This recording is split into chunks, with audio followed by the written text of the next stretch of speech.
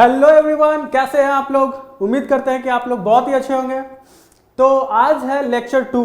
Lecture 1 हो चुका था इससे पहले, जिसमें पूरा का पूरा जो लेक्चर था वो रेजिस्टेंस के ऊपर डेडिकेटेड था, रजिस्टिविटी के ऊपर डेडिकेटेड था और एलिमेंट्स के बारे में पढ़ाया गया था, एक्टिव एलिमेंट्स, पैसिव एलिमेंट के बारे में। और उससे पहले FEEE सब्जेक्ट का पूरा सिलेबस ओवरव्यू दिया गया था। तो आज का सेकंड लेक्चर लेके आए हैं जो कि पूरा का पूरा कैपेसिटर डेडिकेटेड है। पूरा का पूरा, वैसे तो सिलेबस के अकॉर्डिंग आपको फंडामेंटल जानकारी चाहिए कैपेसिटर के ऊपर, लेकिन सिलेबस को कैपेसिटर को पूरा डिटेल में जानना होगा। तो चलिए देखते हैं लेक्चर 2 जो कि पूरा का पूरा कैपेसिटर डेडिकेटेड है।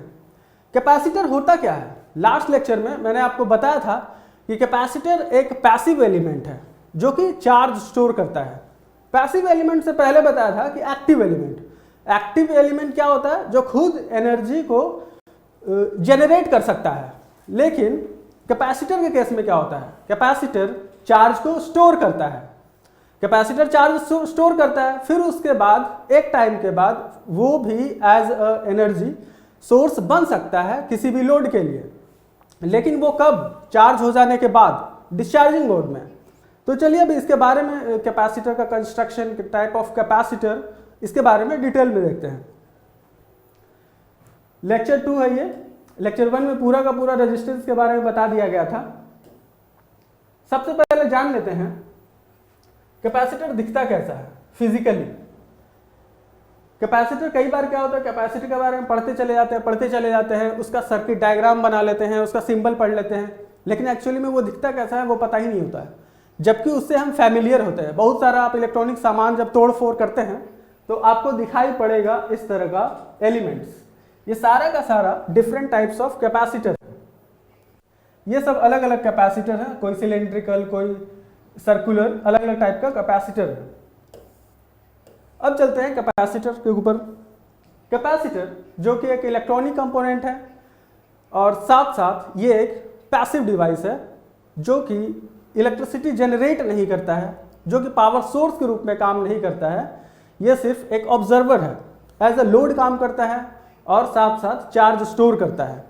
लेकिन लास्ट क्लास में जो मैंने बताया था, रजिस्टर, इंडक्टर और कैपेसिटर, ये तीनों क्या है? तीनों एक पैसिव एलिमेंट है। लेकिन रजिस्टर क्या करता है? रजिस्टर एनर्जी को लेता तो है, लेकिन उसके बाद चार्ज को स्टोर नहीं करता है। हीट के फॉर्म में ये अपना एनर्जी डिसिपेट कर देता है। लेकिन इंडक्टर और कैपेसिटर एक ऐसा पैसिव एलिमेंट है जो कि चार्ज को स्टोर कर सकता है। कैपेसिटर इलेक्ट्रिक फील्ड में चार्ज को स्टोर करता है। जो एक एक लाइन को देखते हैं, ये जैसा कि मैंने बताया कि पूरा का पूरा जो लेक्चर है कैपेसिटर के ऊपर डेडिकेटेड है, तो इसीलिए एक एक लाइन जानना जरूरी है इसके बारे में, तब जाके इसका पूरा कॉन्सेप्ट क्लियर होगा आपको। क्योंकि आगे आने वाले सेमेस्टर में जैसे जैसे हायर सिलेबस में जाएंगे इसके बारे में कहीं भी जिक्र नहीं होगा। इसीलिए capacitor fundamental of electrical and electronics engineering यानी कि सब्जेक्ट में इसको दिया गया है, तो इसकी बाकी बारीकियों को पकड़ के आगे जाना बहुत जरूरी है।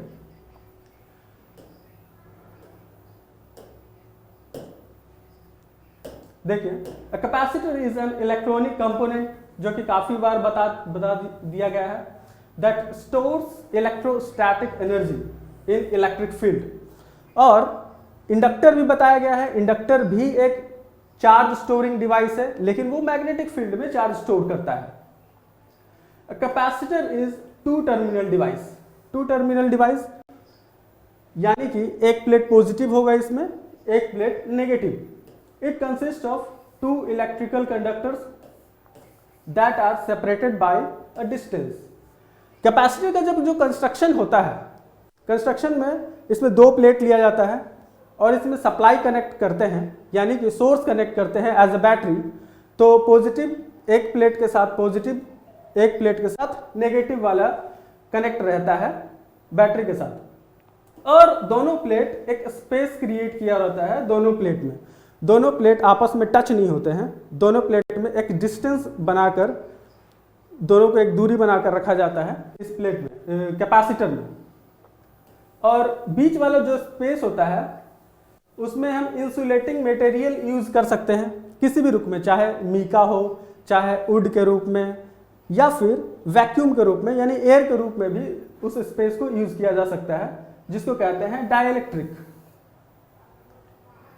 आगे, the ability of the capacitor, जो स्टोर करने का कैपेसिटी है, यहाँ दो टर्म होता है, कैपेसिटर और कैपेसिटेंस। कैपेसिटर तो खुद उसका डिवाइस का एक नाम हो गया, और कैपेसिटेंस क्या होता है? कैपेसिटेंस वो जो चार्ज को स्टोर करता है, उसका जो एबिलिटी हुआ, capability of storing the charge, उस टर्म को हम बोलते हैं capacitance. Capacitors store energy by holding apart pairs of opposite charges. जैसे कि दो प्लेट होता है, जब उसमें सप्लाई देना शुरू करते हैं तो एक प्लेट के ऊपर पूरा का पूरा जो प्लेट होता है पॉजिटिव चार्ज स्टोर हो जाता है और दूसरे प्लेट में नेगेटिव चार्ज। तो इस लाइन का मतलब यही हुआ। तो ये जो अलग अलग टाइप का आपको दिख रहा है कैपेसिटर, ये अलग अलग डिफरेंट चीज़ों को ध्यान में रखते हुए इस कैपेसिटर को बनाया जाता है। ये अलग टाइप का कैपेसिटर है, ये डिफरेंट शेप में आपको दिख रहा है, ये डिफरेंट शेप में आपको दिख रहा है, ये सिलिंड्रिकल शेप में दिख रहा है, ये सर्कुलर शेप में दिख रहा है। तो काफ़ी सारा फॉर्म्स है जिसको ध्यान में रखते हुए, या चाहे लेंथ को देखते हुए, ग्रिथ को देखते हुए, उसको मटेरियल को देखते हुए, यानी कि जो डाइलेक्ट्रिक है वो कौन से मटेरियल का है, इन सब चीज़ों को ध्यान में रखते हुए अलग अलग टाइप का कैपेसिटर बनाया जाता है।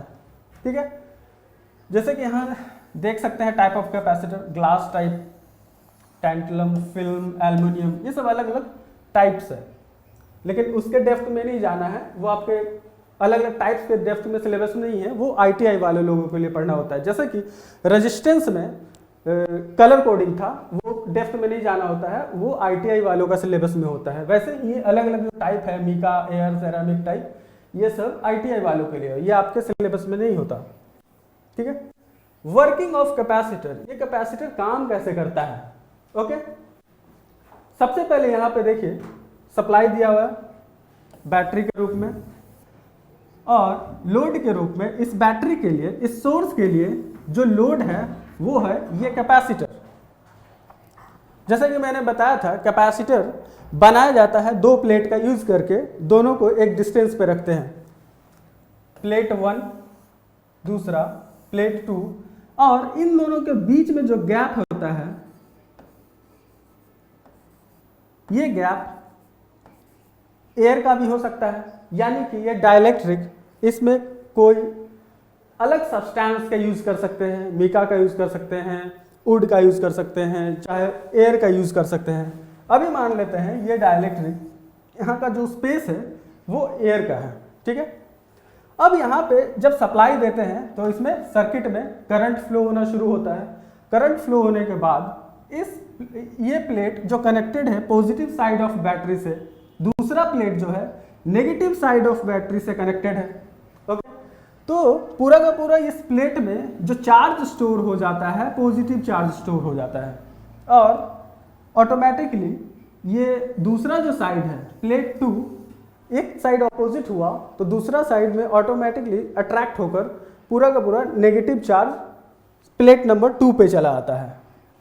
ओके, अब आगे देखते हैं इसके बारे में। It consist of 2 parallel plates, जैसा कि अभी सर्किट डायग्राम में दिखाया गया, सेपरेटेड बाय अ डाइलेक्ट्रिक। दोनों प्लेट को एक डाइलेक्ट्रिक से सेपरेट किया गया। अभी फिलहाल के लिए माना गया है दोनों प्लेट को सेपरेट किया गया है, बस बीच में एक एयर है, एयर डिस्टेंस है और कुछ नहीं। When we connect a DC voltage source across the capacitor, one plate is connected to positive end and the other negative plate। जैसा कि अभी थोड़ी देर पहले जितना सब कुछ बताया है, ये सारा कुछ वही लिखा हुआ है। पहला प्लेट पॉजिटिव से कनेक्टेड है तो दूसरा plate negative negative part of the battery से। When the potential of the battery is applied, जब हम पोटेंशियल अप्लाई करते हैं कैपेसिटर के ऊपर, तब क्या होता है, प्लेट बिकम पॉजिटिव, यानी कि एक प्लेट पॉजिटिव हो जाएगा, दूसरा प्लेट नेगेटिव। यहाँ पे लिखा स्टेटमेंट ये है, पहला plate positive with respect to the plate 2। ये सबसे इंपॉर्टेंट बात है यहाँ पे। The current tries to flow through the capacitor at the steady state. Steady state क्या होता है? यहाँ पे एक टर्म आपको जानने को मिलेगा, एक होता है ट्रांजिएंट स्टेट, एक होता है स्टेडी स्टेट।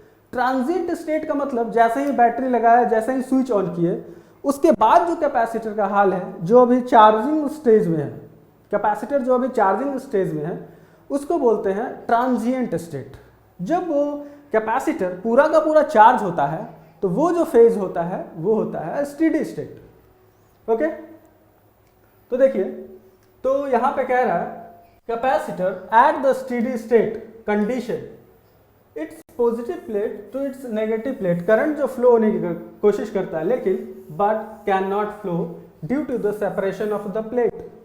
दोनों प्लेट जो है सेपरेटेड है विथ सम डिस्टेंस d, तो उस वजह से स्टेडी स्टेट में करंट फ्लो नहीं हो सकता है। लेकिन ट्रांजिएंट स्टेट में capacitor as a short circuit काम करता है, यानी कि करंट आर पार फ्लो हो सकता है।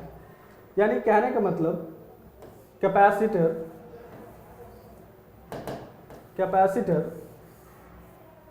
इस तरीके से काम करेगा, यानी कि करंट फ्लो नहीं करेगा, ओपन सर्किट की तरह काम करेगा। किस केस में ओपन सर्किट ही काम करेगा? स्टेडी स्टेट में, स्टेडी स्टेट। ओके, और शॉर्ट सर्किट की तरह काम करेगा। शॉर्ट सर्किट यानी पूरा का पूरा जो कैपेसिटर है इसमें से करंट फ्लो करेगा, इसको बोलते हैं शॉर्ट सर्किट। ये होगा, ये ट्रांजिएंट फेज में ऐसा होता है, ट्रांजिएंट स्टेट में। ओके, अब पढ़ते हैं चार्जिंग टाइम ऑफ कैपेसिटर। ये जो कैपेसिटर है इसमें सप्लाई देने के साथ साथ ये जैसे ही चार्ज होना शुरू करता है, एक टाइम तो होता होगा जिस टाइम पे आके वो कंप्लीटली चार्ज होता होगा, उसी टाइम पीरियड को बोलते हैं charging time of capacitor. An electric field appears across the capacitor. Capacitor के अक्रॉस एक इलेक्ट्रिक फील्ड जनरेट होता है। The positive plate accumulates positive charge. ये तो बार बार इस चीज को बोला जा रहा है कि एक प्लेट पॉजिटिव चार्ज एक्यूमुलेट होता है, यानी कि एक प्लेट के ऊपर पूरा का पूरा पॉजिटिव चार्ज इकट्ठा हो जाता है, दूसरे प्लेट के ऊपर नेगेटिव चार्ज इकट्ठा हो जाता है। ठीक है, from the battery and the negative plate accumulates negative charge. जो नेगेटिव प्लेट है यानी प्लेट नंबर 2, उसके ऊपर नेगेटिव चार्ज स्टोर होता है। ठीक है, आफ्टर अ पॉइंट, किसी एक समय के बाद, capacitor holds maximum amount of charge. Charge होते एक वक्त ऐसा आएगा कि उसके बाद वो चार्ज स्टोर नहीं कर सकता है, क्योंकि बैटरी का जितना कैपेसिटी होता है उतना ही वो चार्ज पूरा का पूरा स्टोर कर पाएगा। ठीक है, अब this time span is called charging time of capacitor. इसी टाइम स्पैन को हम कहते हैं चार्जिंग टाइम ऑफ कैपेसिटर, जितने में वो maximum amount of energy store कर ले। मैक्सिमम का मतलब कितना? जितना हम सप्लाई देंगे, जितना बैटरी का क्षमता होगा। अगर मान लेते हैं बैटरी 5 वोल्ट है, तो ऐसा तो नहीं कि वो 100 वोल्ट चार्ज हो जाएगा, ऐसा बिल्कुल नहीं हो सकता है। ठीक है, अब बात करते हैं डिस्चार्जिंग टाइम की। जैसे कि कैपेसिटर चार्ज होता है, कैपेसिटर डिस्चार्ज भी तो हो सकता है ना। कैपेसिटर डिस्चार्ज कब होगा? कैपेसिटर डिस्चार्ज होने का मतलब कि कैपेसिटर चार्ज हो गया, अब वो खुद एज अ सोर्स काम कर सकता है। जब जो सोर्स था, ओरिजिनल सोर्स, उस सोर्स को हटा दे, उसकी जगह शॉर्ट सर्किट कर दे, या फिर उसकी जगह कोई लोड लगा दे, तो उस लोड के लिए जो कैपेसिटर है, जो चार्ज कैपेसिटर है, वो सोर्स की तरह काम करेगा उस लोड के लिए। देखिए यहाँ पे देख लेते हैं सर्किट डायग्राम में, ये पुराना वाला सर्किट है जो कि जिसमें से करंट फ्लो हो रहा था, और ये जो कैपेसिटर है चार्ज हो गया। ठीक है, तो इसको बोलेंगे चार्ज्ड कैपेसिटर, चार्ज्ड कैपेसिटर। ठीक है, अब क्या कर रहे हैं, ये जो यहाँ पे बैटरी लगा हुआ था, इस बैटरी को हटाकर यहाँ पे रेजिस्टेंस लगा दिया गया है। अब क्या होगा, वो तो चार्ज हो चुका था, प्लस माइनस ये खुद चार्ज हो चुका था। अब ये करंट उल्टा फ्लो होना शुरू हो जाएगा इस लोड की तरफ, यानी कि वो अब डिस्चार्ज होना शुरू होगा। ठीक है, तो ये बोलते हैं ये आखिर डिस्चार्ज कितना होगा, कितना डिस्चार्ज होगा। जैसा कि मैं आपको बता चुका हूँ कि ये जो रजिस्टर है ये क्या करता है, हीट डिसिपेट करता है, हीट डिसिपेट करता है, ठीक है। तो ये जो एनर्जी इसको देगा, रजिस्टर क्या करेगा, इसको लेगा और हीट के फॉर्म में इसको डिसिपेट कर देगा। ये चलता रहेगा चलता रहेगा चलता रहेगा चलता रहेगा, कब तक चलता रहेगा, जब तक ये पूरा का पूरा बैटरी डिस्चार्ज ना हो जाए। डिस्चार्ज कब हो जाएगा, ये निकालता रहेगा हीट के फॉर्म में, ठीक है। तो ये था, एक टाइम लगेगा, जो भी टाइम पीरियड होगा डिस्चार्ज होने का उसको बोलते हैं डिस्चार्जिंग टाइम ऑफ कैपेसिटर। अब जितना चीज़ मैंने अभी बताया वही यहाँ पे लिखा हुआ है, एक बार इसको पढ़ लेते हैं। When the battery is removed, जब बैटरी को हटा देते हैं, यानी इस साइड जो डायग्राम था, बैटरी को हटाने के बाद remove from the capacitor the two plates hold negative and positive charge. पहला प्लेट जो पॉजिटिव था और दूसरा नेगेटिव था, एक सर्टेन टाइम के बाद the capacitor act as a source of electrical energy. एक टाइम ऐसा आएगा जो उसको हटा लेने, पूरा चार्ज हो गया, पूरा चार्ज होने के बाद वो एज अ सोर्स काम कर सकता है, यही लिखा हुआ है ये, ठीक है।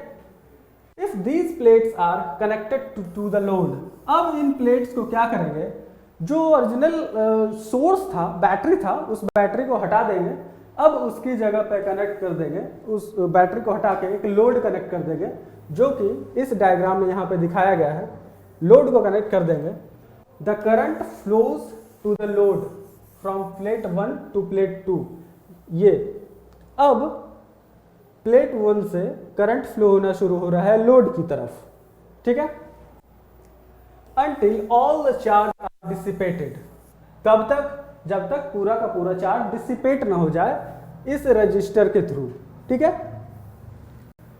तो ये पूरा का पूरा जो टाइम लगेगा इस कैपेसिटर को डिस्चार्ज होने में, वही टाइम को बोलते हैं discharging time of capacitor. Hello, अब बात करते हैं वैल्यू ऑफ कैपेसिटर की। कैपेसिटर जो चार्ज स्टोर करता है उसके अलग अलग जो पैरामीटर्स होते हैं, उसका कैपेसिटर प्लेट का एक अलग एरिया होता है, कैपेसिटर प्लेट्स के बीच में एक डिस्टेंस होता है, कैपेसिटर प्लेट्स के बीच में चाहे एयर हो सकता है, चाहे कोई मीका, कोई सब्सटेंस यूज कर सकते हैं, या फिर मीका मान ले, वुड मान ले, या फिर कोई भी मटेरियल उस डाइलेक्ट्रिक के लिए यूज कर सकते हैं, ठीक है। तो इन सारी चीज़ों के ऊपर कैपेसिटेंस डिपेंड करता है। तो चलिए अभी जानते हैं कैपेसिटेंस के बारे में। जैसा कि हम जानते हैं कि एक प्लेट जो है चार्ज स्टोर करता है, ओके, मार्कर ले लेते हैं, ड्रॉ, ओके। तो एक प्लेट क्या करता है, पॉजिटिव चार्ज स्टोर करता है, इतना तो मालूम है। एक प्लेट, दूसरा यानी plate number 2 negative charge store करता है, ठीक है।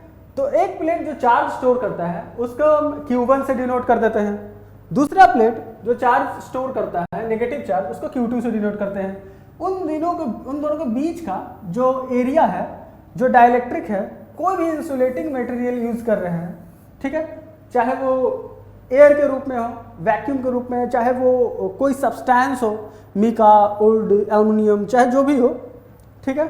अभी लेके चल रहे हैं फील्ड विद द एयर, यानी कि यहाँ पे जो गैप है, जो डाइलेक्ट्रिक क्रिएट किया गया है एयर के थ्रू, ठीक है। तो देखिए किन किन चीज़ों के ऊपर डिपेंड करता है। तो पहले देख लेते हैं, the conducting plates have some charge Q1, जो कि मैंने आपको बताया, एंड Q2 दूसरे साइड में, ठीक है। पहला प्लेट जो पॉजिटिव साइड से कनेक्टेड था, इसीलिए पूरा का पूरा पॉजिटिव चार्ज स्टोर हुआ, उसको हम डिनोट किए प्लस Q से, और दूसरा प्लेट को हम डिनोट करते हैं माइनस Q से, यानी कि उसमें नेगेटिव चार्ज स्टोर है। The electric field in the region between the plates depend upon the charge given to the conducting plates. दोनों प्लेट के बीच में जो गैप है, उनके बीच इलेक्ट्रिक फील्ड जो है कुछ जनरेट हुआ, जो इलेक्ट्रिक फील्ड जनरेट हुआ है वो किन किन चीज़ों पर डिपेंड कर रहा है। अभी देख रहे हैं जो चार्ज स्टोर हुआ है Q, वो किसके ऊपर डिपेंड है, directly proportional to the voltage, जो वोल्टेज अप्लाई किया गया है, जो सप्लाई दिया गया है, जो भी बैटरी मान लो 5 वोल्ट, 10 वोल्ट, 20 वोल्ट, जो भी XYZ वोल्टेज का हम सप्लाई दिए हैं उसमें, ठीक है, उसके ऊपर डिपेंड करता है चार्ज। और तो उस हिसाब से Q is directly proportional to voltage है, तो प्रोपोर्शनलिटी हटाने के लिए तो C लगाना होगा, यानी कि कैपेसिटेंस को डिनोट करने के लिए यहाँ पे C को लगाया गया है, जो कि डिनोट कर रहा है कैपेसिटेंस को, कैपेसिटेंस। ओके, तो यहाँ से आपका एक फॉर्मूला निकल के आता है, यानी कि कैपेसिटेंस का वैल्यू निकल के आता है C is equal to Q by V। Okay, यानी कि कैपेसिटेंस की अगर बात करें तो यहाँ के अकॉर्डिंग अगर देखते हैं तो वोल्टेज अगर बढ़ता है, वोल्टेज अगर बढ़ेगा तो क्या होगा, कैपेसिटेंस घटेगा। अगर Q का वैल्यू बढ़ता है तो कैपेसिटेंस बढ़ेगा। ओके, अब बात करते हैं एनर्जी का। जो चार्ज स्टोर कर लेता है, कितना एनर्जी स्टोर करता है, उसका कुछ वैल्यू तो होगा। एनर्जी का जो यूनिट होता है वो होता है जूल, ठीक है। और चार्ज किन किन चीज़ों पर डिपेंड कर रहा है वो मैंने आपको बताया। Q is directly proportional to V, तो Q इज इक्वल टू हो गया CV। तो यहाँ से कैपेसिटेंस मैंने निकाला C is equal to Q by V। Okay, तो जो चार्ज स्टोर करता है उसका एक वैल्यू है, जो फॉर्मूला डिराइव होकर आएगा वो आएगा हाफ CV स्क्वायर। तो ये फॉर्मूला डायरेक्टली आपको याद रखना है एनर्जी का। एनर्जी किसका, कैपेसिटर का एनर्जी, जो मैक्सिमम कितना एनर्जी वो स्टोर कर सकता है, तो उसका वैल्यू है हाफ CV स्क्वायर। ओके, यहाँ पे C है कैपेसिटेंस, V है वोल्टेज जो कि कैपेसिटर के अक्रॉस लगाया गया था, उसका वैल्यू। ओके, अब बात करते हैं यूनिट्स ऑफ कैपेसिटेंस का।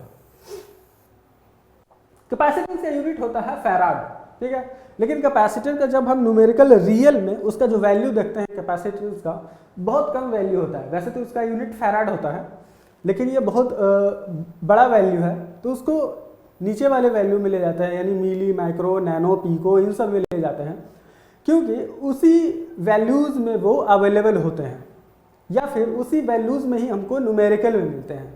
तो इसीलिए उसके सफिक्स को जानना बहुत ज़रूरी है, क्योंकि वो उससे ज़्यादा फैमिलियर होना है, हमें उससे ज़्यादा न्यूमेरिकल बनाना है, उसी का यूज़ करना है। वो मार्केट में इलेक्ट्रॉनिक्स डिवाइस के रूप में कैपेसिटर का जो कैपेसिटेंस है उसी वैल्यू में देखने को मिलेगा। तो ये जानना बहुत ज़रूरी है। 1 मिली फैराड, फैराड तो ओरिजिनल यूनिट है कैपेसिटेंस का, ठीक है। तो 1 मिली फैराड, मिली का मतलब 10 टू द पावर -3, ये आपको याद रखना है। Micro farad 10 to the power -6, ये याद रखना है। माइक्रो का मतलब 10 to the power -6। 10 to the power -9 यानी कि nano farad. 10 to the power -12 यानी कि पिको फैराड। तो इतना सफिक्स याद रखना है। मिली का मतलब 10 टू द पावर -3, नैनो का मतलब 10 टू द पावर -9, माइक्रो का मतलब 10 टू द पावर -6, पीको का मतलब 10 टू द पावर -12। इतना कम से कम इतना 4 सफिक्स याद रखना है, ताकि आपको आसानी हो आगे समझने में, कोई भी न्यूमेरिकल बनाने में, ठीक है। Capacitance of parallel plate capacitor, ठीक है। अब बात करते हैं पैरेलल प्लेट कैपेसिटर की। जनरली हम लोगों ने चार्ज के बारे में तो देख लिया कि चार्ज किन किन चीज़ों पर डिपेंड कर रहा था, वोल्टेज के ऊपर डिपेंड कर रहा था, ठीक है। अब यहाँ पे देख रहे हैं 2 प्लेट है, एक में पूरा का पूरा जो चार्ज स्टोर है Q प्लस Q, क्योंकि पॉजिटिव साइड से कनेक्टेड है, बैटरी का पॉजिटिव साइड से, ठीक है। दूसरे प्लेट के ऊपर नेगेटिव -Q, क्योंकि ये negative side of the battery से कनेक्टेड है, ठीक है। उसके ऊपर नेगेटिव चार्ज स्टोर है दूसरे प्लेट के ऊपर, ठीक है। The capacitance of parallel plate capacitor is proportional to the area. यानी कि कैपेसिटेंस जो है वो डायरेक्टली प्रोपोर्शनल है एरिया का। जो दो प्लेट लगा हुआ है, यहाँ पे जो दो प्लेट लगा हुआ है, ये जो प्लेट है इस प्लेट का क्या एरिया है, कैपेसिटेंस इस प्लेट के एरिया के डायरेक्टली प्रोपोर्शनल है। ओके। और दूसरा point, the capacitance of parallel plate capacitor is inversely proportional to the distance, distance या फिर सेपरेशन, यानी कि इन दोनों प्लेट के बीच जो डिस्टेंस है, इन दोनों प्लेट के बीच जो डिस्टेंस है इसके इनवर्सली प्रोपोर्शनल है। डिस्टेंस मान लेते हैं d, तो कैपेसिटेंस बढ़ेगा घटेगा वो डिपेंड करता है इसका जो डिस्टेंस है, दो प्लेट का जो डिस्टेंस है वो घटेगा बढ़ेगा, तो कैपेसिटेंस भी घटेगा बढ़ेगा। ठीक है। अगला पॉइंट आता है, जनरलाइज करने के बाद इसका जो फॉर्मूला निकल के आएगा C is equal to epsilon A by D. A यहाँ क्या है, A is the area of the plate, A is the area of plate, और D क्या है, डिस्टेंस बिटवीन देम, यानी दोनों जो प्लेट है, दोनों प्लेट का डिस्टेंस क्या है, कितना डिस्टेंस पे सेपरेटेड है, वो डिस्टेंस बिटवीन प्लेट। ओके। अब यहां पे एक टर्म आता है एप्सिलॉन, यहां पे आपको क्लियर नहीं दिख रहा है तो इसके ऊपर मार्कर चलाकर इसको क्लियर कर देते हैं। ये है C, ये है एप्सिलॉन नॉट, ये है A यानी एरिया, ये है D। Okay. Capacitor is equal to epsilon naught A by D, और एप्सिलॉन नॉट का जो वैल्यू है ये है 8.85 into 10 to the power -12 farad. Epsilon naught है क्या, epsilon naught is also known as permittivity. Colour change कर लेते हैं, ये ब्लैक हो रहा है। ठीक है। एप्सिलॉन नॉट है क्या, epsilon naught is the permittivity of the free space. यहाँ पे जो प्लेट के बीच का जो फ्री स्पेस है उसको एप्सिलॉन नॉट से डिनोट किया गया है। ठीक है। इसका वैल्यू होता है 8.85 into 10 to the power -12 farad. ये बिल्कुल याद होना चाहिए, फैराड पर मीटर।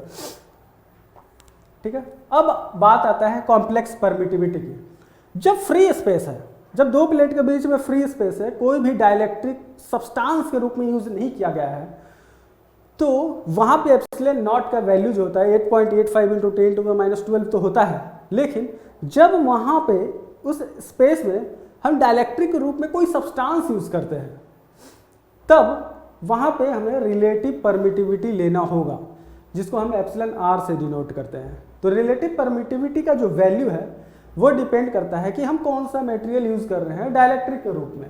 ठीक है। तो कॉम्प्लेक्स परमिटिविटी यानी कि आपको वहां पे दोनों लेना होगा, epsilon is equal to epsilon naught और एप्सिलॉन आर, दोनों वैल्यू लेना होगा। एप्सिलॉन नॉट यहाँ पे 8.85 into 10 to the power -12 farad per metre, और एप्सिलॉन आर रिलेटिव परमिटिविटी है जो कि डिपेंड करता है आपके मटेरियल के ऊपर, डाइलेक्ट्रिक मटेरियल जो यूज किया गया है। मे बी वो वुड हो, मे बी वो मिका हो, ग्लास हो, कुछ भी हो सकता है, उसके ऊपर डिपेंड करता है। वो कोई भी अगर आप न्यूमेरिकल बनाएंगे तो उसमें उसका वैल्यू दिया रहेगा। ठीक है।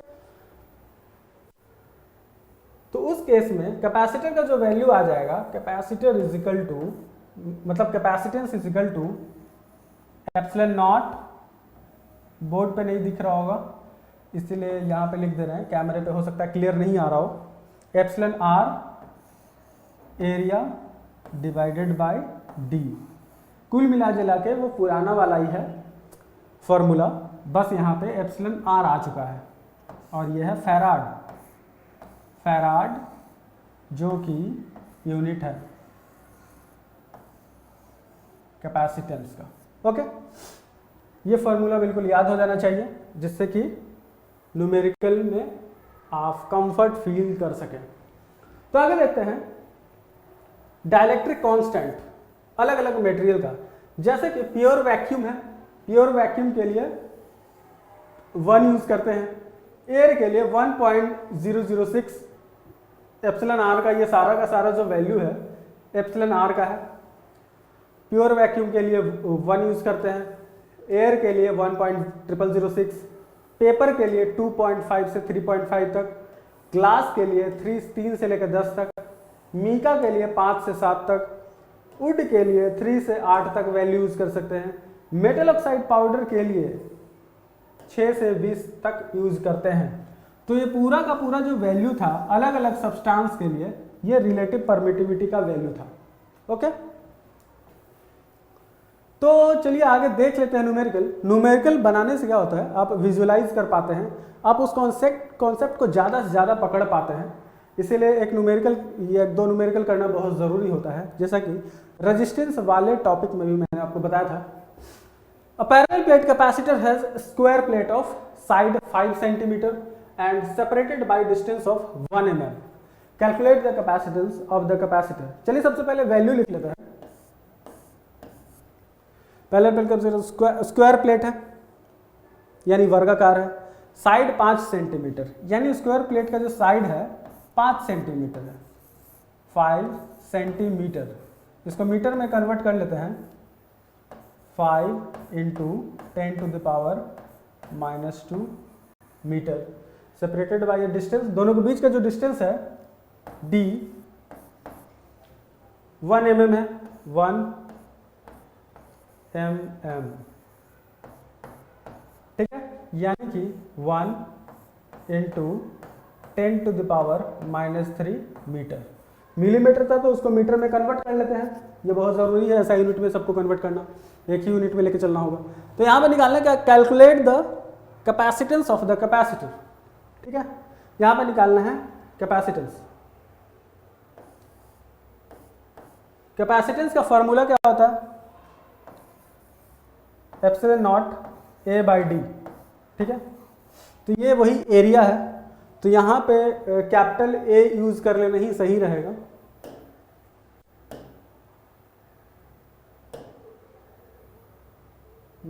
इरेजर से इसको कैपिटल A कर लेते हैं, एरिया, ठीक है। तो एप्सिलॉन नॉट का जो वैल्यू है यहाँ पे दिया हुआ है, वैसे आपको याद रखना है 8.85 × 10⁻⁻12 area, 5 × 10⁻⁻2 divided by distance A/D। Formula होता है 1 × 10⁻⁻3।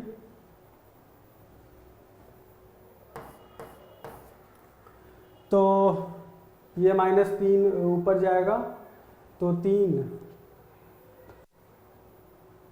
A/D डिस्टेंस 3 ऊपर जाएगा तो 10 हो जाएगा, 10 -10 ये 13, हाँ 5 से मल्टीप्लाई करना होगा। तो इसको डायरेक्ट आप देख सकते हैं कैलकुलेटर से,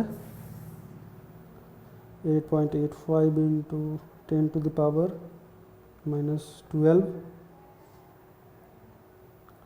into 5 × 10⁻⁻2 1 × 10⁻⁻3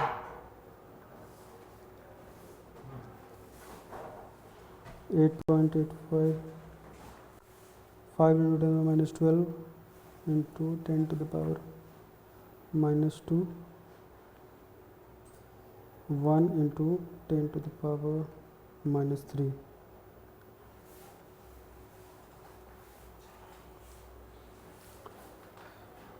ओह कैलकुलेट 8.85 × 10⁻⁻12 into 5 × 10⁻⁻2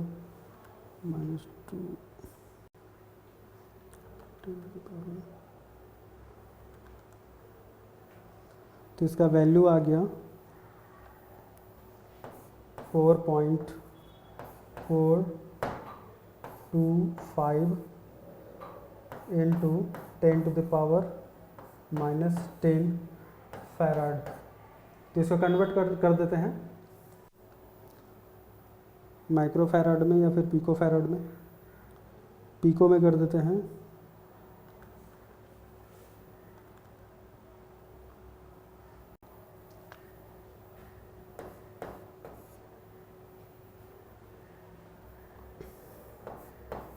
442.5 पिकोफैराड। ओके, तो ये आंसर हो गया कैपेसिटेंस का। और दूसरा क्वेश्चन है, if 10 volt battery is connected to the capacitor, what is the charge stored in any one of the plate. अब चार्ज स्टोर कितना होगा, तो एनर्जी का फॉर्मूला है चार्ज स्टोर। हाँ, चार्ज पूछ रहा है, if the 10 volt battery is connected what is the charge store. तो कितना चार्ज स्टोर हुआ वो देख लेते हैं। Charge Q is equal to CV। C का वैल्यू है 4.442.5 पिको इंटू 10 वोल्ट। 10 वोल्ट को मल्टीप्लाई कर देते हैं, यानी कि 4425 पिको कूलम। इतना कूलम चार्ज स्टोर हुआ। ओके, अब नेक्स्ट क्वेश्चन देख लेते हैं। नेक्स्ट क्वेश्चन है, a parallel plate capacitor filled with mica having epsilon R. Epsilon R का वैल्यू दिया हुआ है 5, यानी कि यहाँ पे यूज किया गया है mica as a dielectric. As a dielectric यहाँ पे मीका यूज किया गया है, और इस कैपेसिटर में 10 वोल्ट यूज किया गया है। ओके, 10 वोल्ट बैटरी यूज किया। The area of the parallel plate is 6 metre square and separation between them is 6 millimetre. सबसे पहले डेटा को लिख लेते हैं। पैरेलल प्लेट कैपेसिटर जो मीका है उसका एप्सिलॉन आर का वैल्यू दिया हुआ है। एप्सिलॉन आर का वैल्यू है 5। इसका 10 वोल्ट बैटरी जो सप्लाई दिया गया है 10 वोल्ट का है। The area of the parallel plate is, area कितना है पैरेलल प्लेट का, जो एरिया है 6 metre square,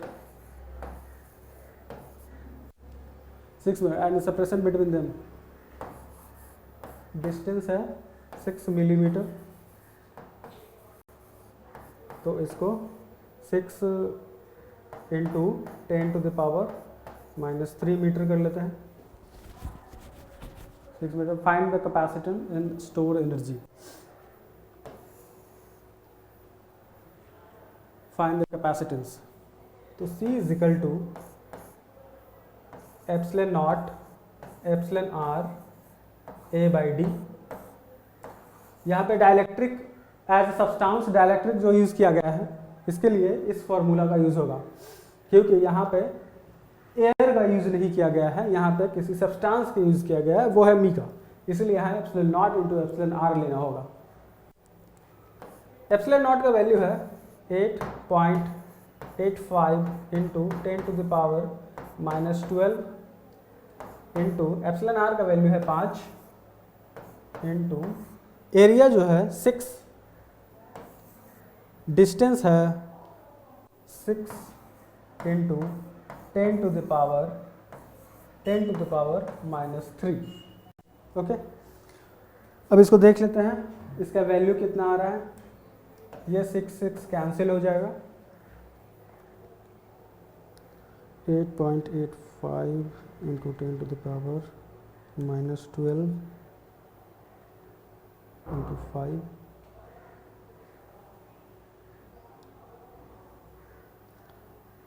divided by 10 to the power -3।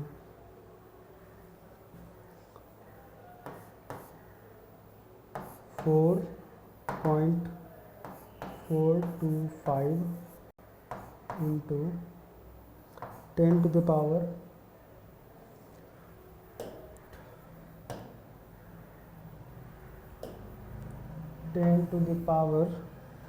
-8 farad. इसको माइक्रो में कन्वर्ट कर देते हैं, 10 to the power 6 माइक्रो में कन्वर्ट करने के बाद 4.425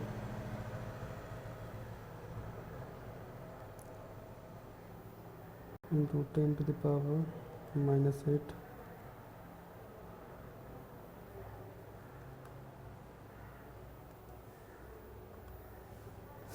तो इसका वैल्यू है 0.04425 microfarad.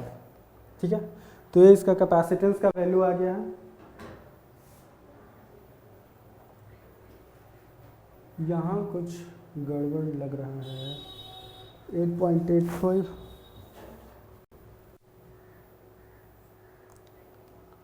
8.85 into 10 to the power 5 से मल्टीप्लाई होगा, 10 -3 और नैनो हो जाएगा यहाँ। 8.85 into 5 44.25 44.25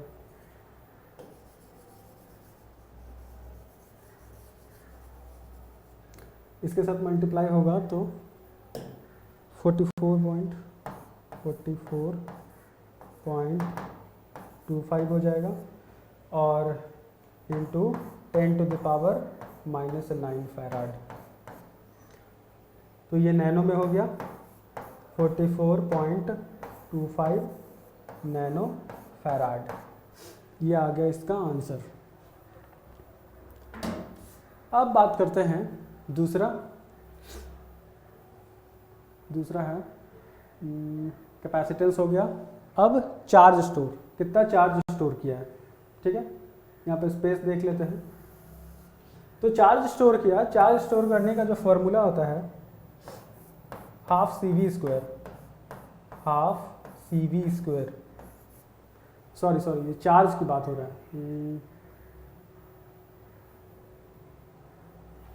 कहाँ गया, हाँ चार्ज स्टोर चार्ज, तो वो Q वाला फॉर्मूला है, Q = CV,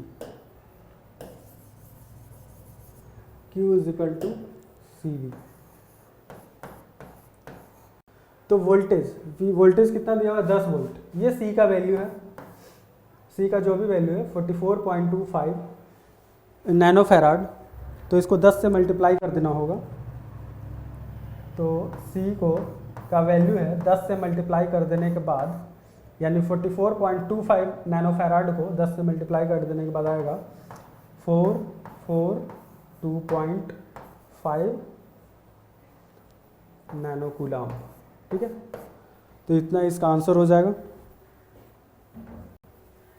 अब आगे क्या है, after the capacitor is fully charge the battery is disconnected and the dielectric is removed. अब क्या कर रहा है इसमें, कैपेसिटर जब फुली चार्ज हो गया उस समय बैटरी को हटा दिया गया। अब वो बैटरी हटाकर वहाँ पे कोई लोड लगाया गया होगा और साथ साथ जो मीका यूज़ किया गया था, मीका को भी हटा दिया गया है, यानी कि डाइलेक्ट्रिक इज रिमूव्ड। तब क्या फर्क पड़ेगा, calculate new value of capacitance. तो न्यू वैल्यू ऑफ कैपेसिटेंस उसको हम डिनोट करेंगे C0 से। पुराना वाला जो वैल्यू है C, पुराने वाले वैल्यू को हम डिवाइड कर देंगे εr से, यानी कि 5 से। तो आपका आंसर निकल के ये आ जाएगा जो कि आपको करना है। ठीक है, अब बात करते हैं स्टोर्ड एनर्जी की। स्टोर्ड एनर्जी जो न्यू एनर्जी होगा उसमें मल्टीप्लाई कर देंगे। न्यू एनर्जी को हम नॉट से डिनोट कर रहे हैं, तो पुराना वाला एनर्जी जो भी वैल्यू आया है उसमें मल्टीप्लाई कर देंगे εr। ठीक है, तो पुराने वाले वैल्यू में मल्टीप्लाई कर देंगे तो निकल के आ जाएगा। ठीक है, तो ये आपको करना है ये दोनों। तो नया चीज़ ये दोनों आपको सीखने के लिए मिला है। तो बस इतना ही न्यूमेरिकल था, 2 न्यूमेरिकल। ये 2 न्यूमेरिकल बहुत ज़रूरी था आपके लिए, पूरा का पूरा कॉन्सेप्ट विजुलाइज हो सके, पूरा का पूरा कॉन्सेप्ट क्लियर हो सके। तो उम्मीद करते हैं आपसे कि पूरा का पूरा कैपेसिटर का सारा कॉन्सेप्ट क्लियर हो गया होगा आपका। कोई भी प्रॉब्लम हो तो आप कमेंट करके बता सकते हैं कि कहाँ पे डाउट है, ठीक है। तो उसका डाउट का लेक्चर लेके आ जाएंगे। तो नेक्स्ट मिलेंगे, नेक्स्ट लेक्चर इंडक्टर के साथ, ठीक है। तो आज के लिए इतना ही। Thank you very much.